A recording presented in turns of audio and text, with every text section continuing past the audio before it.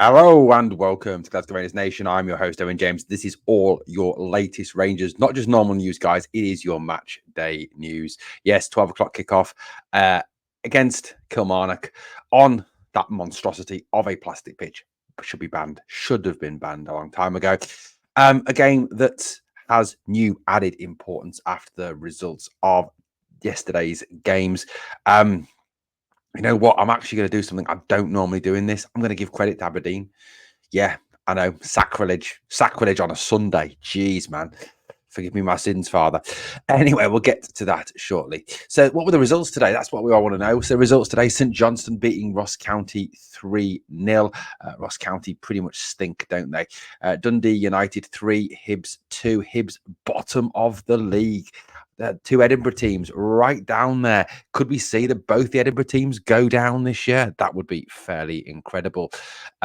Although Hart did actually win a game today, 4-0 over St Mirren, who had been doing well this season. Quite incredible, that really. We'll get to that other result in a minute. Dundee, Motherwell losing at home to Dundee. Somewhat of a surprise, that one, given how well Motherwell have been performing in recent weeks. So a bit of a stunner that one. Then Celtic 2, Aberdeen 2. Wow, man, seriously, I didn't see that coming. When Celtic were 2-0 up, I honestly thought it was going to be another lay down and die job from Aberdeen. A real genuine, the normal thing that Aberdeen do at Parkhead. They go there, they do the whole roll over, have their tummies tickled, and let Celtic score 5-6 past them.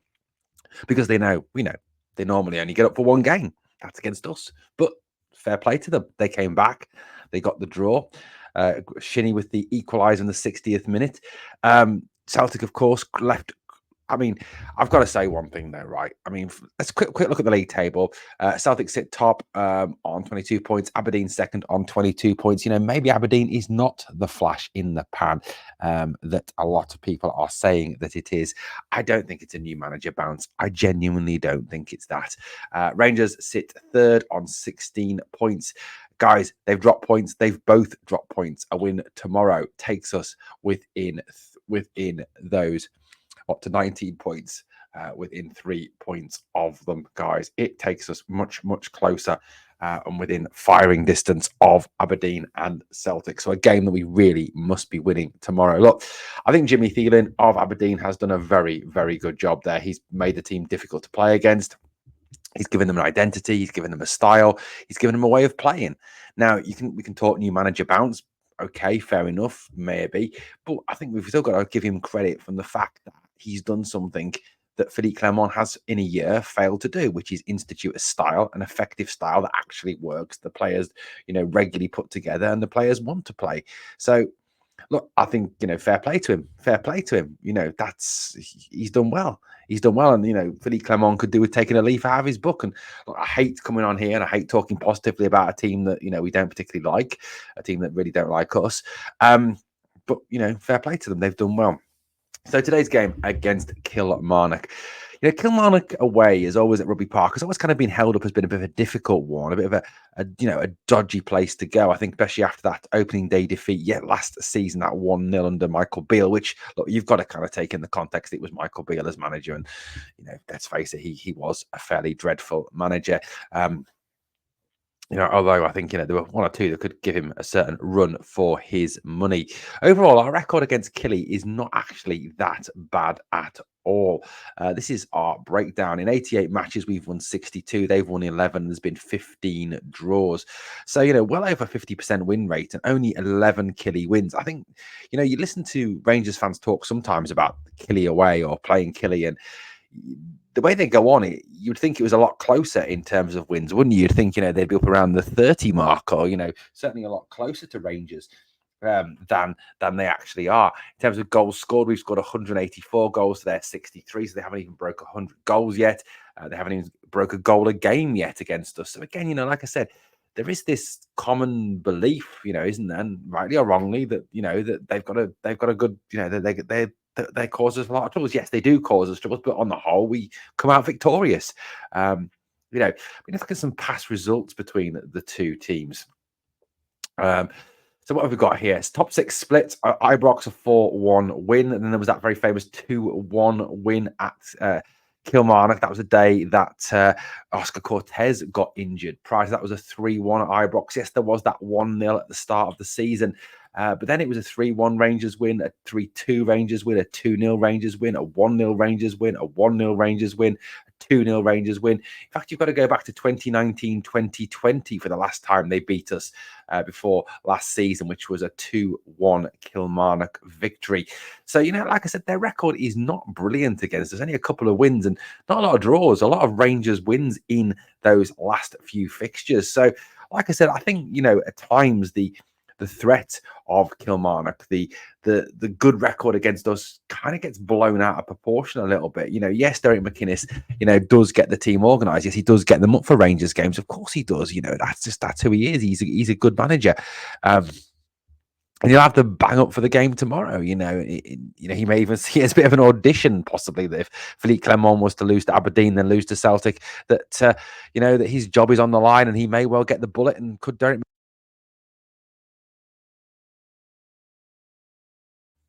I know that would really upset some Rangers fans, but look, at the end of the day, look, he's going to have them bang up for tomorrow. He knows Rangers, he knows the club, he knows the players, he'll know what to do, and he'll try, to make the game as difficult as possible for us tomorrow. But looking at that, looking at the results, look, we've got a good record against them. We've got to have faith in the boys that they can go and do the job tomorrow. I mean, we had that, that worry, didn't we? And that 2-1.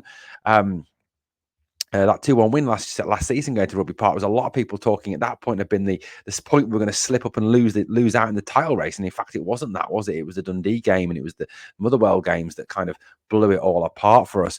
So look, I think overall, like I said, yes, they are a good team. Yes, they are a well-organised team, but I don't think they carry the threat that a lot of us think they carry. In terms of Killie's record, let's have a quick look at their record this season. So they listed their last 4 games for us against, 4 games for Killie. They won 3-2 last time out against Dundee. They drew 3-3 with Dundee United previous to that. Then there was a 2-2 at St Mirren and a 1-1 against Hibs. So they are the draw special. But they will take a lot of confidence coming out of that last game where they were 2-0 down. They fought back 3 very late goals to get that 3-2 win over Tony Docherty's Dundee, a team we actually lost that bounce game to, didn't we, during the international break, which was slightly concerning. Their team, for the last game, they played a 3-4-2-1. I think that'll probably look more like a 3-5-2, 3-5-3. Maybe even a 3-6-1 tomorrow or 3-5-2 tomorrow, maybe. I don't think they'll be as attacking. David Watson was very good in the last game, he'll be a threat for them. Danny Armstrong will be a threat. Kennedy will be a threat. They do have threats in attacking positions, and obviously 2 former Rangers players as well lining up for Killie in Robbie McCrory, the goalkeeper, and Mayo, the centre back. No doubt both will have absolute worldies today against us because let's face it, they're going to want to prove the club are wrong, to not give them their chance, prove the club should have given them the opportunity to play. I mean, Robbie, look, don't get me wrong, Robbie's a good goalkeeper. I like Robbie McCrory. I don't think he put a foot wrong when he came in. I think he was, a little bit dodgy on crosses, maybe a bit Dracula, but when you come up against Jack Butland, you're not going to get the top slot. And I think Robbie wanted the chance to play. He wanted the chance to get first team football, to push his Scotland claims. He really wanted that opportunity to go out there and impress. And he's getting it at Kilmarnock. Lewis Mayo, I think he's done well as well. I would have personally hung on to Lewis Mayo. I think he's a very good player. I think that's one we've definitely missed out on overall. Look, tomorrow, it is a chance to get that lead down. And look, we've got to do something we at times fail to do. We have got a bit of a record, haven't we, of when Celtic slip up, we don't capitalize on it. We don't, put our foot on their throats. We let them up and we let them off with it. We've did it last season towards the end of the season. We let them obviously back into the title race. At one point that title race was in our hands, wasn't it? And we blew it again. In previous seasons we've done the whole thing. The Michael Beale season, they lost or they drew, I think, whatever it was. I think they might have even lost or drew with Motherwell on the Saturday. We went to Pittodrie on the Sunday and lost. So, we've got a bit of a track record. So the boys need to go out there, build a bit of confidence and actually, get the result. Yes, it might not be a pretty performance. Yes, it might not be a great display of football, of flowing attacking Rangers football, but I think tomorrow it's about getting the points. It's about getting the points and getting back up the road tomorrow. That's what it's going to be all about.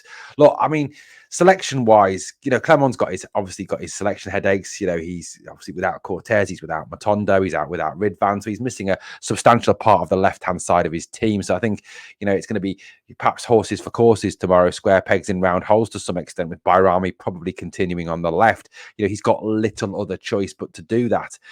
I think the experiment with playing Ross McCausland on the left didn't work. Ross has got a knock actually coming back from international duty, so he might not even make the bench tomorrow. Or today, sorry. So at the end of the day, I think you look at it.